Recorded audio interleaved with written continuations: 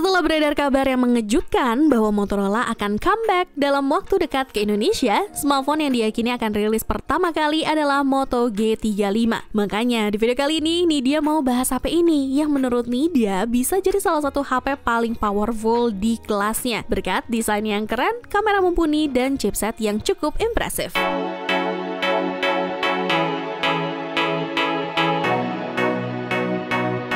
Tapi disclaimer dulu nih, kalau video ini bukan hasil review kita pribadi ya guys, tapi kita ngambil informasi dari beberapa sumber ataupun KOL luar yang sudah terlebih dahulu membahas Motorola Moto G35 ini. Desain Moto G35 terlihat premium dan berani, apalagi hadir dalam 3 pilihan warna menarik yang bisa disesuaikan sama selera kalian. Ketebalannya cuma 7,8 mm dan beratnya berkisar antara 180-192 gram, tergantung varian yang kalian pilih. Tipis dan nyaman di tangan, plus punya fitur sertifikasi IP52 dengan fitur tahan air. Jadi kalian bisa pakai HP ini dengan percaya diri di bawah gerimis atau saat tangan basah tanpa khawatir rusak. Di bagian bawah HP ini ada jack headphone 3,5 mm, mikrofon, port USB Type-C, dan speaker grill yang punya output suara berkualitas tinggi. Sementara di sisi kanan ada tombol volume dan tombol power yang merangkap sebagai pemindai sidik jari. Pemindai ini bekerja mulus dan cepat. Di bagian atas ada mikrofon tambahan yang bisa dipakai untuk panggilan, rekaman video, dan noise cancellation. Sedangkan di sisi kiri terdapat slot kartu SIM.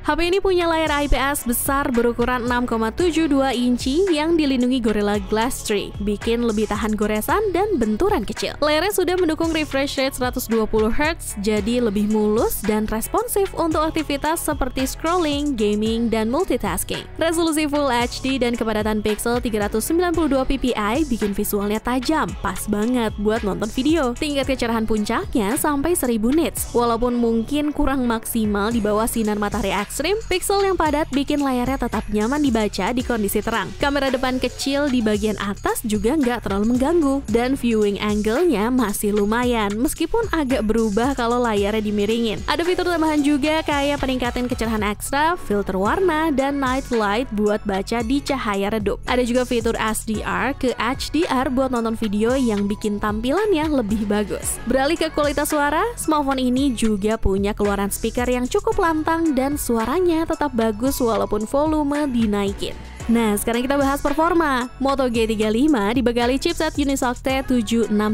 Walaupun bukan yang paling bertenaga, performanya termasuk bagus di kelas harganya. Apalagi berkat kombinasi refresh rate 120Hz dan jaringan 4G. Sekarang tentunya bisa tembus 400 ribuan loh. Main game kayak Genshin Impact nih dia saranin main di setting rendah atau maksimal medium. Di setting tinggi, game ini langsung nge-lag parah, apalagi pas loading. Sayangnya nggak ada game booster di sini. Smartphone ini punya kapasitas penyimpanan internal 128GB dan RAM 4GB dengan sekitar 11GB yang dipakai sistem. Untungnya penyimpanannya bisa diperluas sampai 1TB pakai micro SD card. Moto G35 sudah menjalankan Android 14 dan bakal dapat 1 tahun update major plus 2 tahun patch keamanan. Jadi performa dan keamanannya tetap terjaga.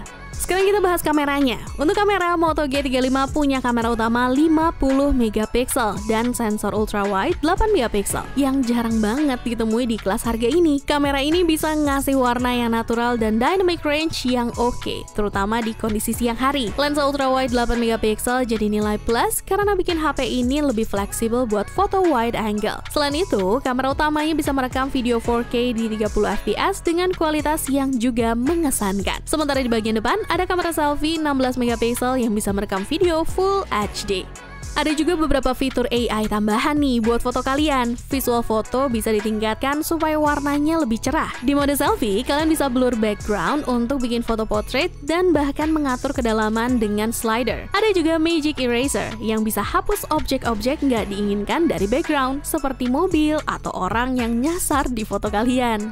Nah, kalau ngomongin baterai, Motorola G35 punya baterai 5000 mAh yang diklaim bisa tahan hingga 20 jam untuk streaming video terus-menerus. Sayangnya, kecepatan pengisiannya cuma 18 watt, jadi butuh sekitar 60 menit untuk ngecas dari 0 ke 50%. Terus di sini juga nggak ada fitur wireless charging atau reverse wireless charging. Bicara soal harganya, sebagai estimasi dulu aja, kalau Moto G35 ini udah dijual di platform Flipkart resmi India dengan harga Rp9.999 atau sekitar 1,9 juta rupiah. Ya, semoga kalau masuk Indonesia di awal tahun 2025 nanti, harganya masih tetap di bawah 2 juta ya, biar tetap menarik. Jadi nih, kesimpulannya, Nidya rasa sih Motorola Moto G35 masih bisa buat jadi pemikat konsumen Indonesia sebagai HP pertama yang comeback ke Indonesia. Dengan estimasi harga sekitar 1,9 juta rupiah, Moto G35 harusnya masih punya potensi jadi pilihan menarik di kelas entry level kalau beneran masuk Indonesia pada awal 2025 nanti.